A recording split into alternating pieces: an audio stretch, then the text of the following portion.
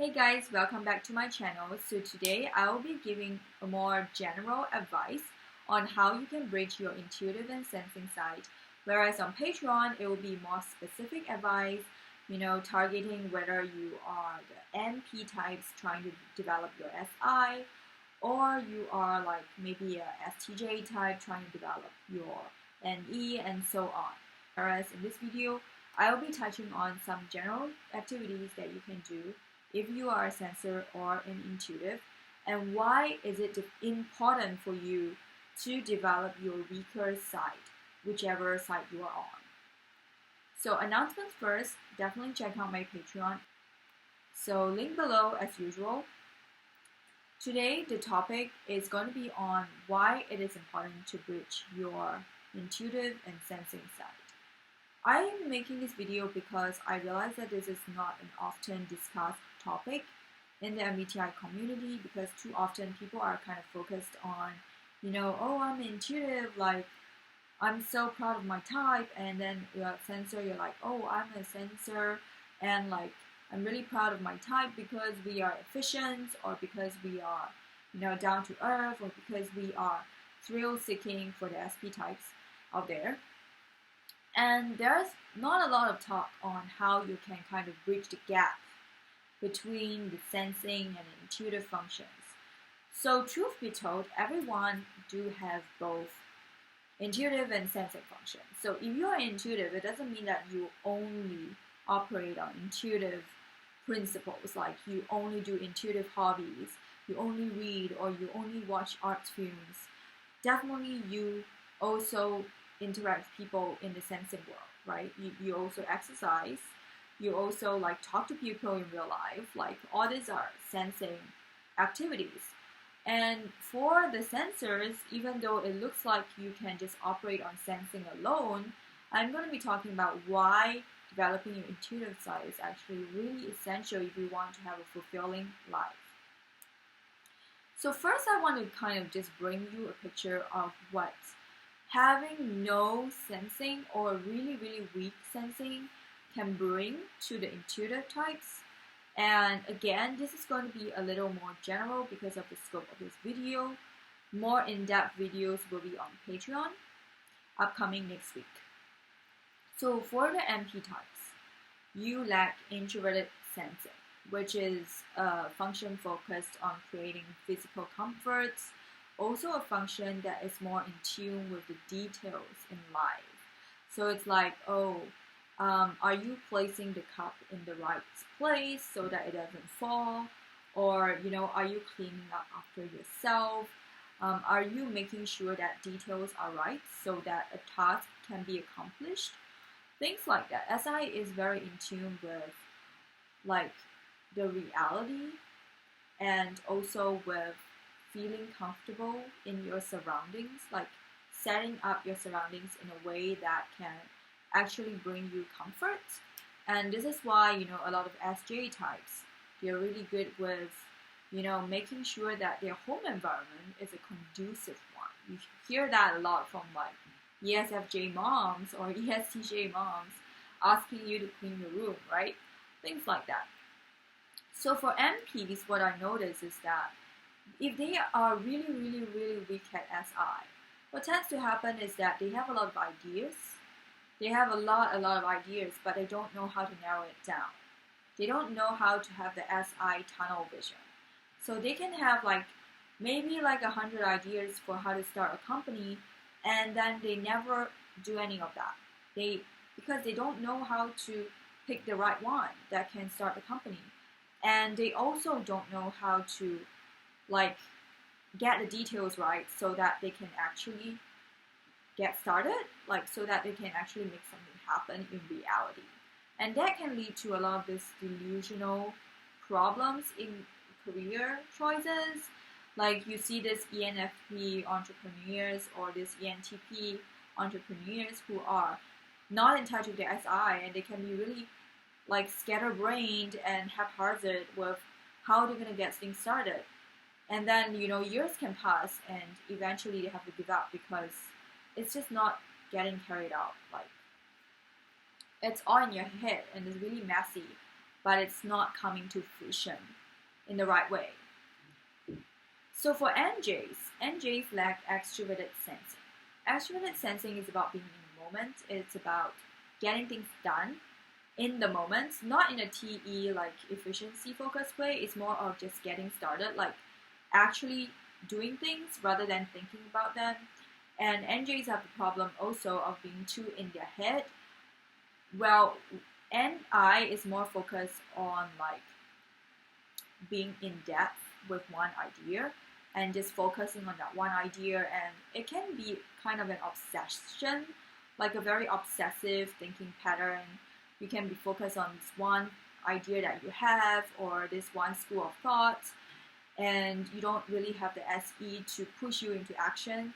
Then you can become also very delusional, so you're not able to maybe see the right things that are going on in your relationship. You're not able to confront reality, because SE is about the physical reality, right? Concrete reality.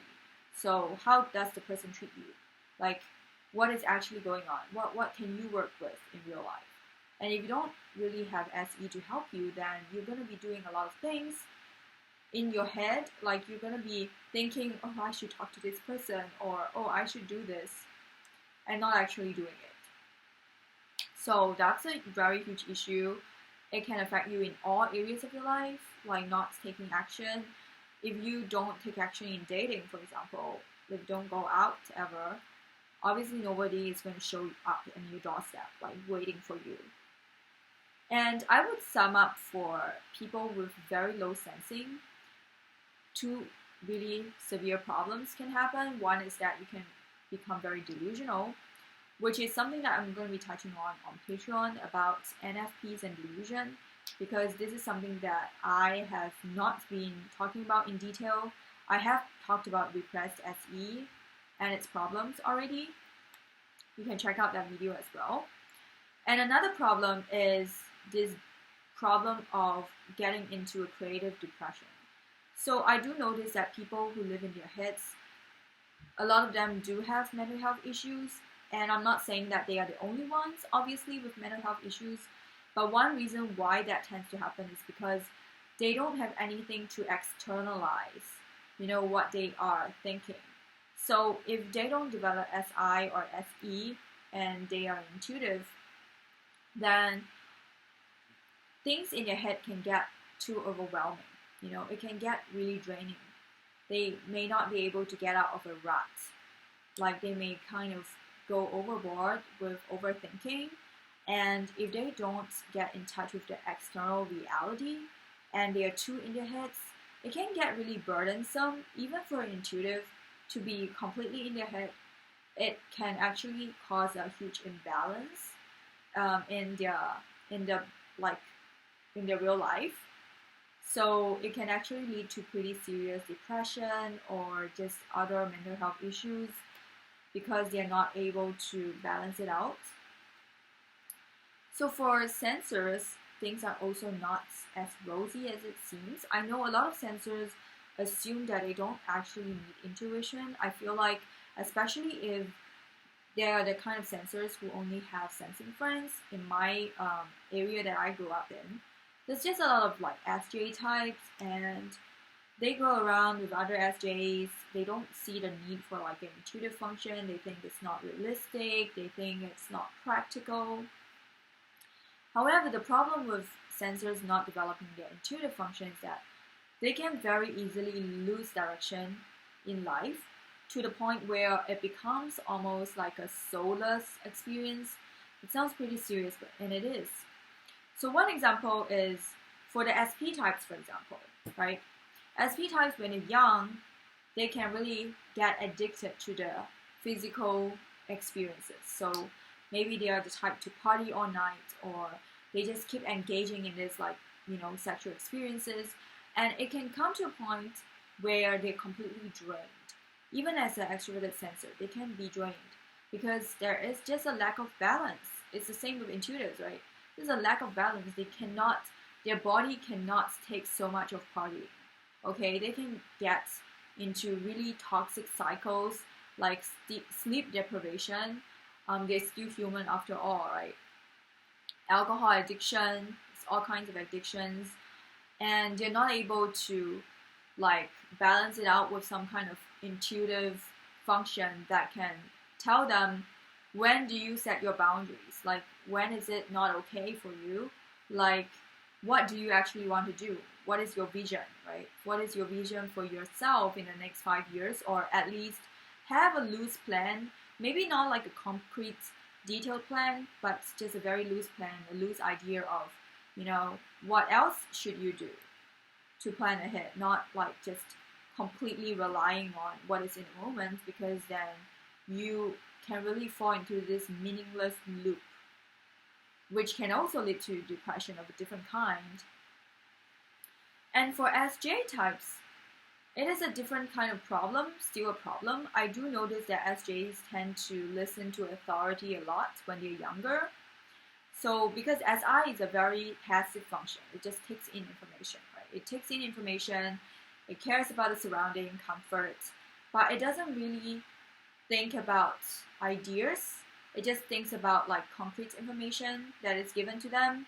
So for SI types, when they're not developed in the intuitive function, you just figure out your life path by listening to what your mom says, or what your school tells you to do, and things like that. Again, I'm not saying all SJ types, but I'm saying for SJ types that are not in touch with the intuitive function, they can have a very tunnel vision just based on what people tell them.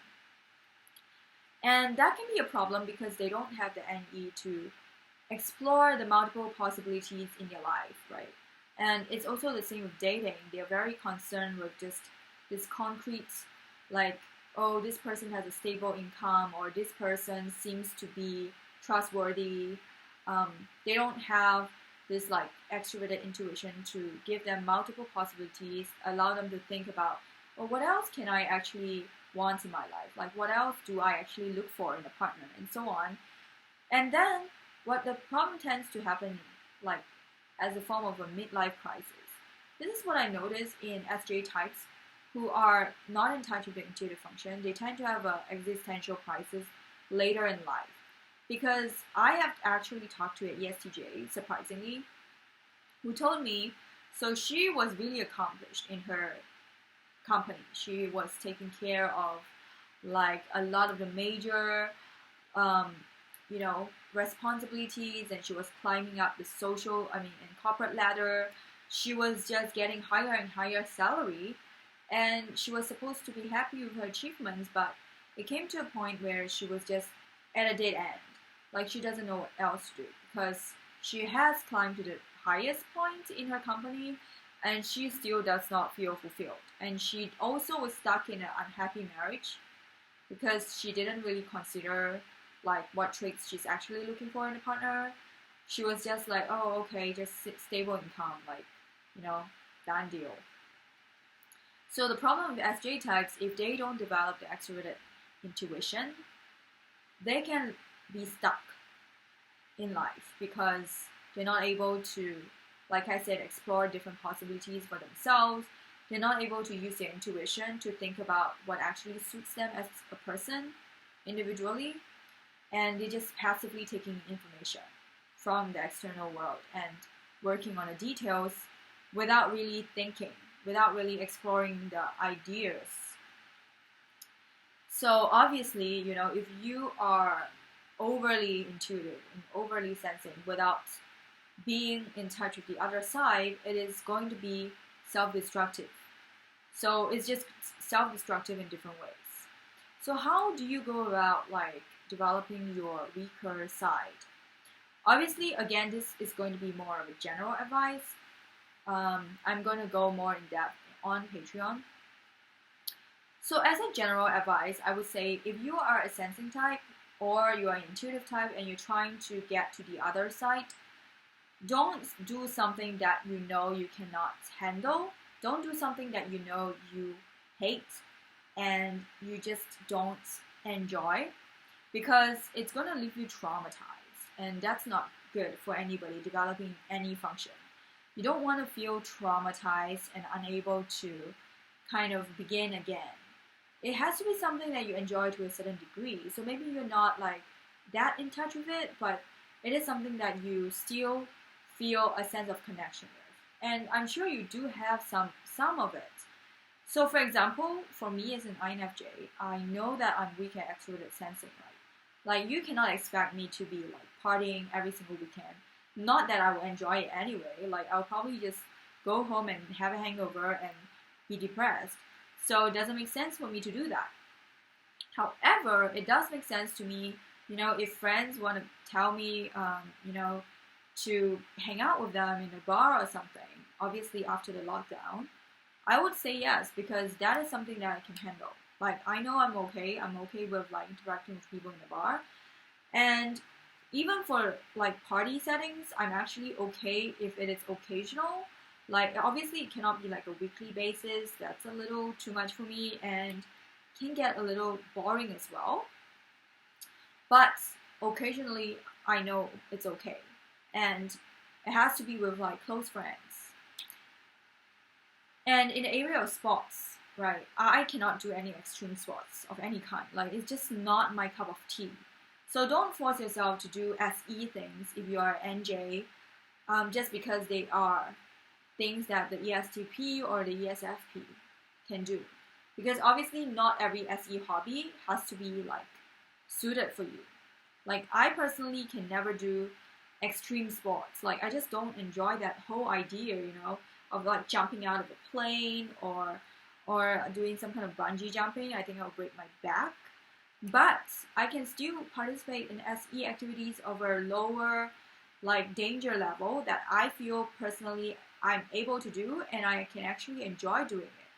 So for me, it's like yoga, just like some kind of maybe abs exercise per week on YouTube, those kind of the YouTube videos guiding you. Maybe do some like meditation to get to the present moment. Maybe do some simple exercise like running, cycling. Like, all these are sensing activities. I mean, you don't have to suddenly just go to the other extreme and develop an addiction, Obviously, that's not healthy either. Not telling you to go to extremes either way. But definitely in the process of developing, you would find something that clicks with you. Like, yoga clicks with me. I enjoy it 100%. And I want to do it every day. I'm trying to do it every day.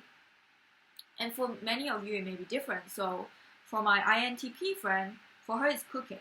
She really enjoys cooking, providing comfort in a sensory way. She likes to, try different dishes, like maybe bake a different flavor or, just trying new things. And also like getting other people to try it as well. So it can be different for everybody, right? It can be different. Maybe some people enjoy baking, maybe other people hate it. Maybe some people enjoy a certain type of exercise, other people don't like doing it at all. But try to find your niche. Like, when you're developing your sensing function, try to find something that is manageable, like not extreme, and something that you are going to be not just okay with, but also enjoy. And the same thing with sensors trying to develop their intuitive function. So it can come in many different ways, right? Intuitive things can be like painting. Painting requires some kind of imagination. Maybe watching a different type of TV show, right? Maybe watching TV shows like Stranger Things, like, those psychological thrillers, like something that can get you to think, to reflect a little bit more and not just focus on, sensing qualities. And maybe also like get yourself enrolled in an online course that is more intuitive in nature. Things like finding your purpose in life, things like personal development, things like that, which is not, I don't think it is too extreme for sensors to be trying that out as well. Find something intuitive that you are comfortable with. Good luck with you trying to bridge the gap between the intuitive and the sensing function. And as usual, like and subscribe if you enjoyed this video. I'll see you soon. Bye.